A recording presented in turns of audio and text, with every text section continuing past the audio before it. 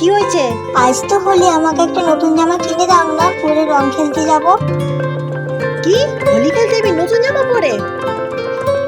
আমার সব বন্ধুরা নতুন জামা পরছে। কি নতুন জামা রং খেলতে যাবি? আর ওই জামা পরার পর তুই আর পরতে পারবি? ওইসব নতুন নতুন জামা পরে রং খেলতে যেতে হবে না।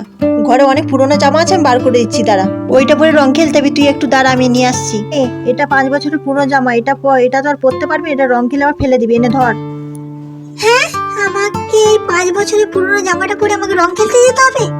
তুমি কোনো বড়লোক ঘরে মেয়ে নয় যে তোমাকে নতুন জামা পরে রং খেলতে যেতে হবে। এটা নিয়ে পড়ো। এই মোনা শোন, রং খেলতে তুই যাচ্ছিস, হাতে পায়ে তেল মেখেছিস? কি?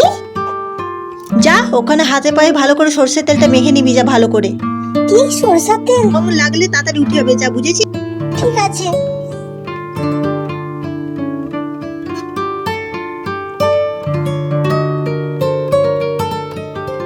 মা, তেল মেখে নিয়েছি, আসছি। আর শোন, গুরুজনদের পায়ে আগে আবির দিবি, তারপর রং খেলতে যাবি, বুঝেছিস? ঠিক আছে, আগে আমি তোমার পায়ে আবির দেবো।